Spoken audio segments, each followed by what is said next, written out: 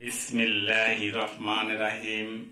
Money is a small coin, health is a big coin, love is a lucky coin, knowledge is a golden coin, but service is a fruitful coin. Hello viewers, how are you?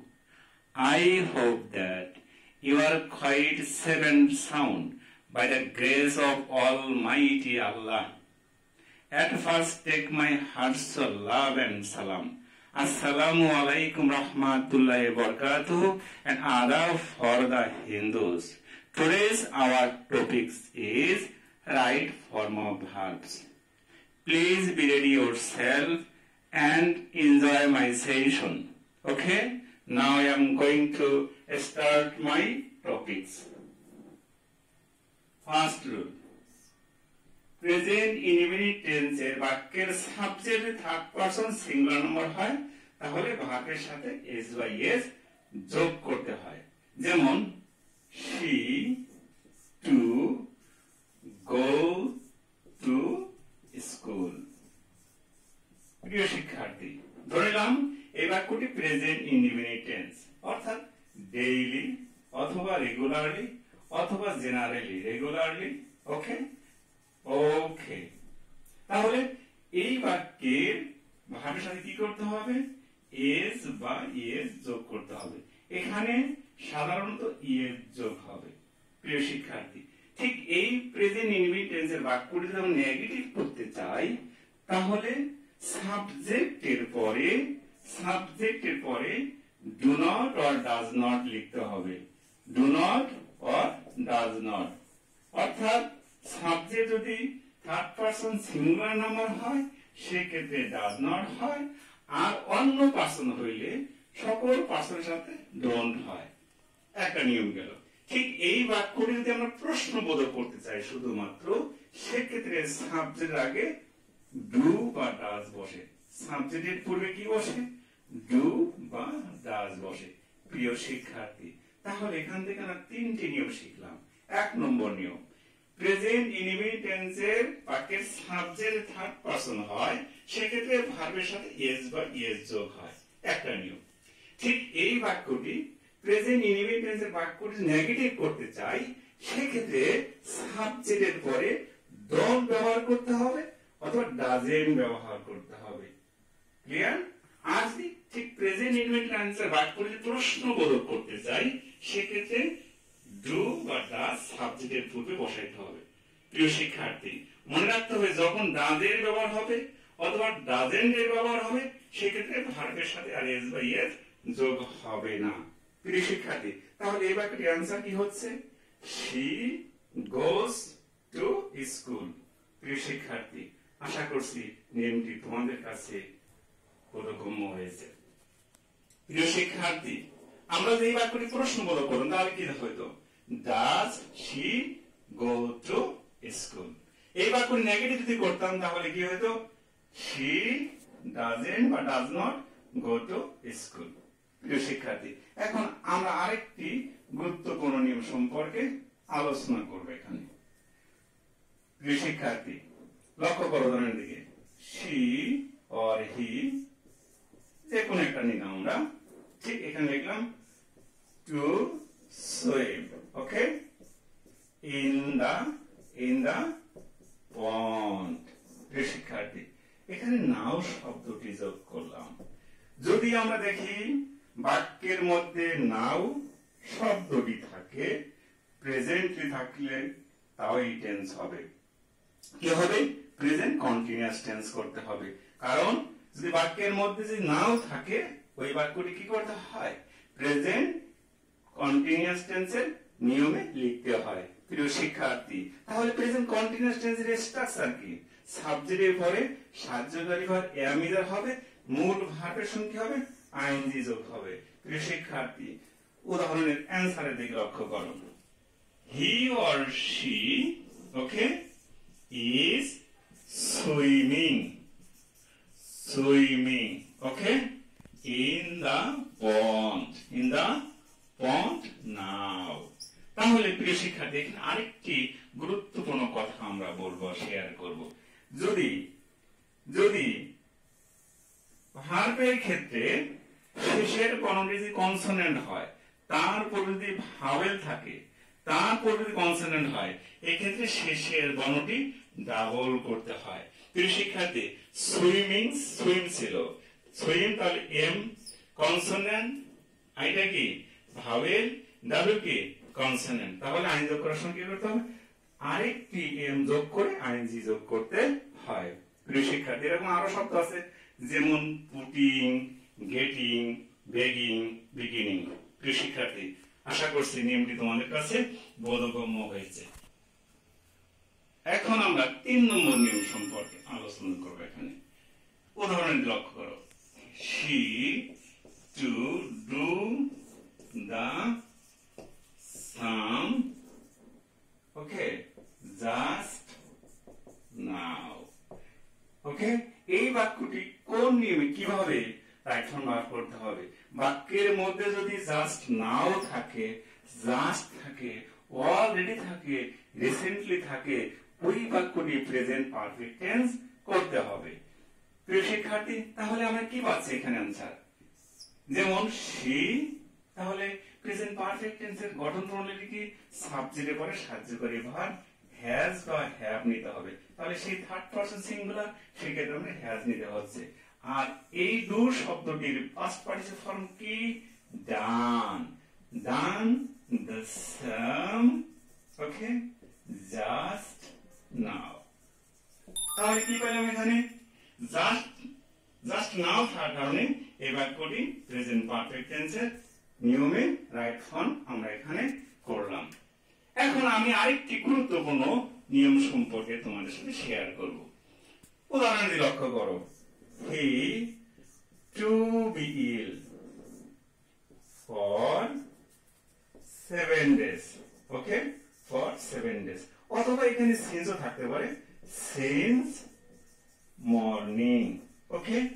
প্রিয় শিক্ষার্থী, যদি সময়ের পূর্বে যদি for থাকে বা since থাকে, সময়ের পূর্বে যদি ফর বা সিন্স থাকে, ওই বাক্যের ক্ষেত্রে যদি টু বি থাকে, কি থাকে? টু বি থাকলে আমাকে কি করতে হবে? হ্যাজ বিন অথবা হ্যাভ বিন ব্যবহার করতে হবে। এখানে কি আছে? ফর আছে 7 ডেজ এর পূর্বে, মর্নিং কোথায় আছে? মর্নিং পূর্বে সিন্স আছে, তাহলে এখানে টু বি কি করতে হবে? হ্যাজ বিন লিখতে হবে। তাহলে উত্তর কি দাঁড়াচ্ছে? হি had ill for 7 days or since morning। তাহলে আমরা কি পেলাম? আমরা পেলাম এখানে এই বাক্যটি কি ছিল? he to be ill for 7 days or he to be ill since morning। তাহলে টু বির ক্ষেত্রে আমাকে has been ব্যবহার করতে হবে, ওকে, কারণ অথবা হ্যাভ বিন ব্যবহার করতে হবে। এখানে হি থার্ড পারসন সিঙ্গুলার, এখানে আমরা হ্যাজ বিন নিয়েছি। এখন আরেকটি নিয়ম তোমাদের সাথে আমি এখন শেয়ার করব।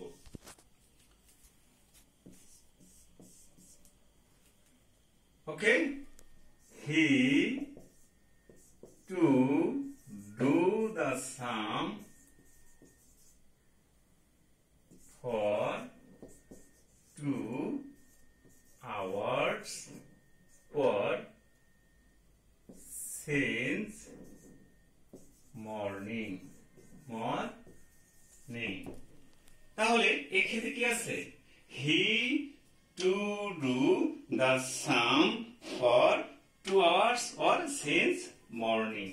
ঠিক আগের নিয়মটির সঙ্গে সাদৃশ্যপূর্ণ, তবে উদাহরণে দিয়ে লক্ষ্য করো, টু এর পরে ওখানে বি ছিল, আর এখানে টু এর পরে ভার্ব আছে। কি আছে? ভার্ব আছে, অর্থাৎ বি ভার্ব অন্য ভার্ব আছে। কি ভার্ব?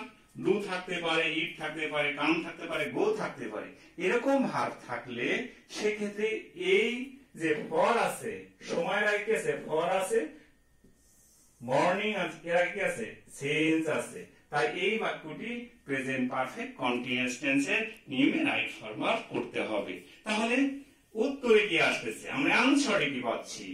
যেমন এখানে কি পাচ্ছি? হি হ্যাজ বিন ডুইং, কারণ প্রেজেন্ট পারফেক্ট কন্টিনিউয়াস টেন্সের গঠন হচ্ছে সাবজেক্টের পরে has been or have been ব্যবহার করতে হবে, মূল ভার্বের সঙ্গে আইন যোগ করতে হবে। আমরা করেছি। তারপরে কি অবজেক্ট ছিল দ্য সাম ফর 2 hours, ওকে, অথবা সিন্স মর্নিং। আমরা কি পেলাম এখান থেকে? আমরা কি শিখলাম এখান থেকে? যদি সময়ের পূর্বে ফর থাকে, সময়ের পূর্বে সিন্স থাকে, ওই বাক্যটি প্রেজেন্ট পারফেক্ট কন্টিনিউয়াস টেন্স করতে হবে। লিখলেই ওই টেন্সে লিখলেই রাইট হ্যান্ড ভার্ব সঠিক হিসাবে পরিণত হবে বা গণ্য হবে। ফর এবং সিন্স নিয়ে শিক্ষার্থীর মাঝে একটু মতবিরোধ আছে, আমি তা সুস্পষ্ট করতে চাই তোমাদের কাছে। ফর বসে পিরিয়ড অফ টাইমের পূর্বে, সিন্স বসে, ফর বসে কি? ফর বসে পিরিয়ড অফ টাইমের পরিবর্তে সিন্স বসে পয়েন্ট অফ টাইমের পূর্বে। অর্থাৎ যদি বাক্যের মধ্যে এরকম থাকে 2 দিন, 3 দিন, 5 দিন, 7 দিন, 1 বছর, 2 বছর, 3 বছর, 700 বছর, তাহলে ফর হবে। আর যদি সকাল, বিকাল, দুপুর, রাত, সোমবার, মঙ্গলবার, বুধবার, বৃহস্পতিবার, 1972 সাল, এরকম যদি নির্দিষ্ট সময় থাকে সেক্ষেত্রে সিন্সের ব্যবহার হয়। ওকে, সকাল থেকে, দুপুর থেকে, বিকাল থেকে, সোমবার থেকে, মঙ্গলবার থেকে, বুধবার থেকে কি হবে? সিন্স হবে। আর যদি 1 ঘন্টা, 2 ঘন্টা, 2 দিন, 3 দিন, 7 দিন, 1 সপ্তাহ, 2 সপ্তাহ, 2 মাস, 3 মাস, 7 মাস, 1 বছর, 200 বছর, তাহলে কি হবে? সেক্ষেত্রে ফরের ব্যবহার করতে হবে। প্রিয় শিক্ষার্থী, উদাহরণ দিয়ে লক্ষ্য করো। She to do the sum yesterday, okay, yesterday। এই বাক্যের মধ্যে, অর্থাৎ যদি আমাদের কি কোন বাক্যের মধ্যে পাস্ট টেন্সের কোন চিহ্ন আছে, অর্থাৎ last night, last year, yesterday, previous night, previous day, এরকম থাকলে ওই বাক্যটি কি করতে হবে? পাস্ট ইনডিফিনিট টেন্সের নিয়মে রাইট হ্যান্ড ভার্ব করতে হবে। অর্থাৎ এই বাক্যটির মূল ভার্ব হবে পাস্ট ফর্ম হবে। আর যদি বাক্যটি না বড় করতে চাই সেক্ষেত্রে আমাকে এখানে ডিড নট ব্যবহার করতে হবে, তারপরে মূল ভার্বের প্রেজেন্ট ফর্ম হবে। এই বাক্যটি যদি আমরা প্রশ্নবোধক করতে চাই তাহলে সাবজেক্টের পূর্বে ডিড ব্যবহার করতে হবে, তারপর সাবজেক্ট হবে, তারপর মূল ভার্ব প্রেজেন্ট ফর্ম হবে, তারপর আদার্স হতে পারে। ওকে, প্রিয় শিক্ষার্থী, লক্ষ্য করো এখান থেকে, এটি রাইট হ্যান্ড ভার্ব কি হচ্ছে? She did the sum yesterday। এই বাক্যটি নেগেটিভ করতে চাই তাহলে কি হবে? She did not do the sum yesterday। এই বাক্যটি যদি প্রশ্নবোধক করতে চাই তাহলে কি হবে? Did she do the sum yesterday? ওকে, তাহলে কি শিখলাম? পাস্ট ইনডিফিনিট টেন্সের বাক্যের মূল ভার্ব পাস্ট ফর্ম হয়, না বোধক করার সময় ডিড নট ব্যবহার করে মূল ভার্ব প্রেজেন্ট ফর্ম হয়, প্রশ্নবোধক করার সময় সাবজেক্টের পূর্বে ডিড ব্যবহার করে মূল ভার্ব প্রেজেন্ট ফর্ম করতে হয়। অনেক সময় কোশ্চেন একটু চালাকি থাকে, যেমন এই বাক্যটির শেষে আমরা কোশ্চেন মার্ক দিলাম, তখন কিন্তু she did the sum yesterday হবে না, কারণ এই যে প্রশ্নবোধক আছে এখানে সামান্য একটা চিহ্ন, এই চিহ্নটি কি হবে? রাইট হ্যান্ড ভার্বকে একেবারে আমূল চেঞ্জ করে দিতে হবে। অর্থাৎ সাবজেক্টের পূর্বে ডিড ব্যবহার করতে হবে, তারপরে সাবজেক্ট হবে, তারপরে মূল ভার্বের প্রেজেন্ট ফর্ম করতে হবে। যখন তোমার পরীক্ষার খাতায় পরীক্ষা দিবে, অর্থাৎ উত্তর লিখবে, সেক্ষেত্রে তোমরা এই বিষয়গুলো একটু গভীরভাবে লক্ষ্য করবে এবং লক্ষ্য রাখবে, তাহলেই তোমাদের ভালো রেজাল্ট সম্ভব হবে। এখন আরেকটি আমরা গুরুত্বপূর্ণ নিয়ম এখানে আলোচনা করব। আরেকটি বাক্য লক্ষ্য করো, he to do the sum, okay, tomorrow, okay, tomorrow. এই বাক্যটি টুমরো থাকার কারণে এই বাক্যটি ফিউচার ইনডিফিনিট টেন্সের স্ট্রাকচার অনুসারে রাইট হ্যান্ড ভার্ব করতে হবে। এখানেও তাই দেখো, যদি আমরা এই বাক্যটি রাইট হ্যান্ড ভার্ব করি তাহলে he will do the sum tomorrow. যদি প্রশ্নবোধক করি তাহলে will he do the sum tomorrow, negative করি he will not do the sum tomorrow. তবে প্রশ্নবোধক না বোধক হলে আমরা ওন শব্দটি ব্যবহার করতে পারি। Won't he do the sum tomorrow. Okay প্রিয় শিক্ষার্থী, এখন তোমাদের সাথে আমি আরেকটি গুরুত্বপূর্ণ নিয়ম সম্পর্কে আলোচনা করব। উদাহরণের দিকে লক্ষ্য করো। যদি দেয়ার থাকে, okay, there plus verb plus subject plus others, এরকম স্ট্রাকচারের ক্ষেত্রে এই যে দেয়ারের পরে ভার্ব সিঙ্গুলার হবে না প্লুরাল হবে তা নির্ভর করে এই যে দেয়ারের পরে কি আছে, ভার্বের পরে কি সাবজেক্ট, সাবজেক্ট যদি সিঙ্গুলার হয় এখানে ভার্ব সিঙ্গুলার হবে, এই সাবজেক্ট যদি প্লুরাল হয় তাহলে এই ভার্বটি প্লুরাল হবে। ওকে, লক্ষ্য করো, there to live a man in the village, okay. তাহলে এই ম্যান কি আছে, সিঙ্গুলার আছে, তাহলে এখানে কি হবে, there lives a man in the village. এখানে যদি টু বি থাকতো তাহলে কি হতো, there is a man in the village. যদি পাস্ট টেন্স হতো তাহলে কি করতো আমরা, there was a man in the village. প্রিয় শিক্ষার্থী, তাহলে এক্ষেত্রে কি করতে হবে, টু বি থাকলে নাউন যদি সিঙ্গুলার হয় আমরা ইজ ব্যবহার করব, ওয়াজ ব্যবহার করতে পারি, হ্যাজ বিন ব্যবহার করতে পারি। আর যদি প্লুরাল হয়, এখানে যদি মেন থাকতো, মেন মেন, তাহলে এখানে কিন্তু লিভ হইতো, এখানে আর হইতো, এখানে ওয়ার হইতো, এখানে হ্যাভ বিন হইতো। প্রিয় শিক্ষার্থী, আশা করছি নিয়মটি তোমাদের কাছে সুস্পষ্ট এবং বোধগম্য হয়েছে। আর কিছু নিয়ম সম্পর্কে এখানে আমরা আলোচনা করব। I fancy এর পরের বাক্যটি অবাস্তব পাস্ট ইনডিফিনিট করতে হয়, অর্থাৎ ওয়ার এর ব্যবহার নিতে হবে, অবাস্তব পাস্ট ইনডিফিনিট করতে হবে। এখানে হয় ভার্ব টু হবে, হয় কি করতে হবে, ওয়ার এর ব্যবহার করতে হবে। লক্ষ্য করো, I fancy I wear a bird, ওকে। অবাস্তব, এখানে কি হচ্ছে, ওয়ার, এখানে ওয়াদের ব্যবহার করা যাবে না। অথবা আমি যদি বলি I fancy I caught a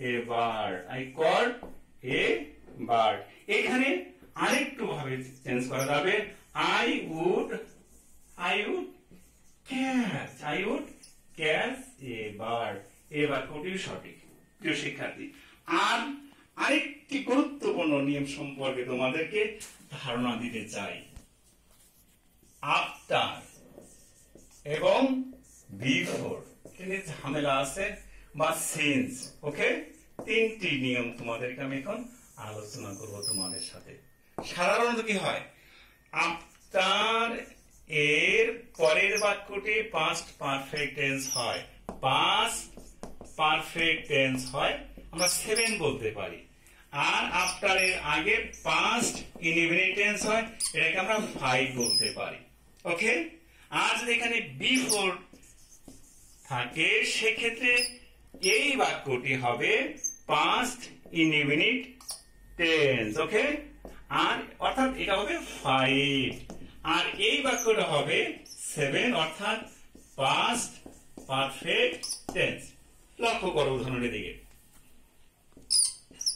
he to do the sum before he went to school. প্রিয় শিক্ষার্থী, কি আছে এখানে পাস্ট ইনডিফিনিট টেন্স আছে, তাহলে বিফোর এর আগের বাক্যটি কি হবে, পাস্ট পারফেক্ট টেন্স হবে। কোন টেন্স হবে, past perfect tense. Past perfect টেন্সের গঠন প্রণালী হচ্ছে সাবজেক্টের পরে হ্যাড হবে, তার মূল ভার্ব 3 হবে। তাহলে উত্তর কি দাঁড়াচ্ছে, he had done the sum before he went to school। আমি আবার বলছি, he had done the sum before he went to school। প্রিয় শিক্ষার্থী, এই বাক্যে যদি এরকম থাকতো he went to school, okay, after he to do the sum, তাহলে এর আনসার কি হবে? এখানে আফটার আছে, আফটার থাকার কারণে এই বাক্যটা পাস্ট ইন্ডিপেন্ডেন্ট টেন্স হবে, অর্থাৎ হয়েই আছে। তাহলে পরের বাক্যে কি হবে? পাস্ট পারফেক্ট টেন্স হবে। পাস্ট পারফেক্ট গঠন করলে কি সাবজেক্ট পরে হ্যাড প্লাস মূল ভার্বের পাস্ট পার্টিসিপল। তাহলে आंसर কি হচ্ছে? He went to school after he had done the sum. প্রিয় শিক্ষার্থী, এখানে আরেকটি কথা বলতে চাই। আফটারের একটি বাক্য যদি ফিউচার টেন্স থাকে বা প্রেজেন্ট টেন্স থাকে, বিফোর এর ক্ষেত্রেও যদি একটি বাক্য প্রেজেন্ট টেন্স বা ফিউচার টেন্স থাকে, তাহলে কিন্তু এই নিয়মটি হবে না। অর্থাৎ আফটারের আগের বাক্যটি যদি প্রেজেন্ট ইন্ডিপেন্ডেন্ট টেন্স হয় অথবা ফিউচার ইন্ডিপেন্ডেন্ট টেন্স হয়, আফটারের পরের বাক্যটি ফিউচার পারফেক্ট টেন্স হবে, অর্থাৎ 11 নম্বর হবে। ওকে, এই বাক্যটি যদি আমরা আবার যদি বিফোর এর আগের বাক্যটি বা পরের বাক্যটি যদি প্রেজেন্ট ইন্ডিপেন্ডেন্ট টেন্স থাকে অথবা ফিউচার ইন্ডিপেন্ডেন্ট টেন্স থাকে, বিফোর এর আগের বাক্যটি হবে ফিউচার পারফেক্ট টেন্স হবে। প্রিয় শিক্ষার্থী, আমরা যদি এইখানে লিখতাম এখানে হি গোজ অথবা উইল গো, সেক্ষেত্রে আমার আনসার হতো he will have done the sum before he goes or will go to school. Okay, যদি আফটারে ব্যবহার করতাম এই বাক্যের ক্ষেত্রে, অর্থাৎ এখানে আফটার আছে, এই বাক্যটির ক্ষেত্রে এখানে গোজ আছে অথবা হি উইল গো আছে, ঠিক আছে, হি উইল গো বা গোজ আছে, সেই ক্ষেত্রে আফটারের পরে কি করতে হবে? এখানে ফিউচার পারফেক্ট টেন্স লিখতে হবে, অর্থাৎ সাবজেক্টের পরে উইল হ্যাভ মূল ভাবে পাস্ট পার্টিসিপল করতে হবে। তাহলে आंसर কি দাঁড়াবে? He goes or he will go to school after he will have done the sum. আজ এ পর্যন্তই। সবাইকে আন্তরিক অভিনন্দন জ্ঞাপন করে এখানে বিদায় নিচ্ছি। আল্লাহ হাফেজ, সবাই ভালো থেকো।